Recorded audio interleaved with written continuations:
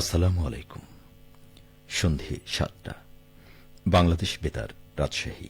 স্থানীয় সংবাদ পড়ছি মাসুম আখতারুজ্জামান অনিক। জনবান্ধব অটোমেটেড ভূমি ব্যবস্থাপনা, সুরক্ষিত ভূমি, সমৃদ্ধ ভবিষ্যৎ, এই প্রতিপাদ্যে রাজশাহীতে শুরু হয়েছে ৩ দিনব্যাপী ভূমি সেবা মেলা।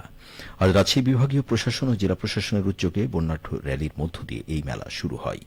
র্যালিটি নগরীর ল কলেজ থেকে শুরু হয়ে বোয়ালিয়া থানা ভূমি অফিসের মেলা প্রাঙ্গণে গিয়ে শেষ হয়। আজ সকালে প্রধানমন্ত্রী তারেক রহমান ভার্চুয়ালি যুক্ত হয়ে সারা দেশে একযোগে ভূমি সেবা মেলার উদ্বোধন করেন।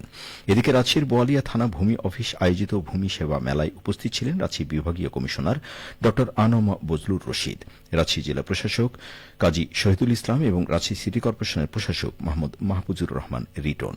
মেলায় ভূমি সংক্রান্ত বিভিন্ন সেবা, নামজারি, খতিয়ান, ভূমি উন্নয়ন কর, অনলাইন সেবা ও ডিজিটাল ভূমি ব্যবস্থাপনা বিষয়ে সাধারণ মানুষকে তথ্য ও সহায়তা প্রদান করা হচ্ছে। আয়োজকরা জানান, প্রযুক্তি নির্ভর ভূমি ব্যবস্থাপনার মাধ্যমে জনগণের দুর্ভোগ কমানো এবং স্বচ্ছতা নিশ্চিত করাই এ মেলার উদ্দেশ্য। এদিকে চাঁপাইনবাবগঞ্জে ৩ দিনব্যাপী ভূমি মেলার উদ্বোধন করা হয়েছে। এই উপলক্ষে আজ জেলা প্রশাসকের কার্যালয়ের সামনে থেকে একটি বর্ণাঢ্য র্যালি বের করা হয়। র্যালিটি শহরের প্রধান প্রধান সড়ক প্রদক্ষিণ শেষে সদর উপজেলা ভূমি অফিসে গিয়ে শেষ হয়। ভূমি মন্ত্রণালয়ের সহযোগিতায় জেলা প্রশাসন ও উপজেলা প্রশাসনের আয়োজনে চাঁপাইনবাবগঞ্জ সদর উপজেলা ভূমি অফিসে এ মেলার উদ্বোধন অনুষ্ঠিত হয়। উদ্বোধনী অনুষ্ঠানে উপস্থিত ছিলেন চাঁপাইনবাবগঞ্জের জেলা প্রশাসক আবু সালে মোহাম্মদ মুসা জঙ্গি। মেলায় ভূমি সংক্রান্ত সেবা প্রদানের জন্য জেলা প্রশাসকের কার্যালয়, উপজেলা ভূমি অফিস, সকল ইউনিয়ন ভূমি অফিস এবং ভূমি সেবা সহায়তা কেন্দ্রের পৃথক 4টি স্টল স্থাপন করা হয়েছে। এসব স্টলের মাধ্যমে নামজারি, জমা, খারিজ, খতিয়ান, ভূমি উন্নয়ন কর সহ বিভিন্ন সেবা সম্পর্কে তথ্য ও সহায়তা দেওয়া হচ্ছে। রাজশাহী মেট্রোপলিটন পুলিশের নবনিযুক্ত কমিশনার মোহাম্মদ ফয়জুল কবিরকে ফুলেল শুভেচ্ছা জানিয়েছেন রাজশাহী সিটি কর্পোরেশনের প্রশাসক মোহাম্মদ মাহফুজুর রহমান রিটন। আজ দুপুরে নগর ভবনে আগমন উপলক্ষে আরএমপি পুলিশ কমিশনারকে ফুলের শুভেচ্ছা ও সম্মাননা স্মারক প্রদান করেন রাশিক প্রশাসক। এ সময় রাশিক প্রশাসককে আরএমপির পক্ষ থেকে শুভেচ্ছা স্মারক প্রদান করেন আরএমপি কমিশনার। নগর ভবনে রাশিক প্রশাসক দপ্তর কক্ষে সৌহার্দ্যপূর্ণ এ সাক্ষাতে নগর উন্নয়ন, আইন শৃঙ্খলা পরিস্থিতি এবং নাগরিক সেবার মান উন্নয়নে সমন্বিতভাবে কাজ করার বিষয়ে গুরুত্ব আরোপ করা হয়। রাজশাহী নগরীর উন্নয়ন ও নগরবাসীর কল্যাণে পারস্পরিক সহযোগিতা আরও জোরদারের আশাবাদ ব্যক্ত করা হয়।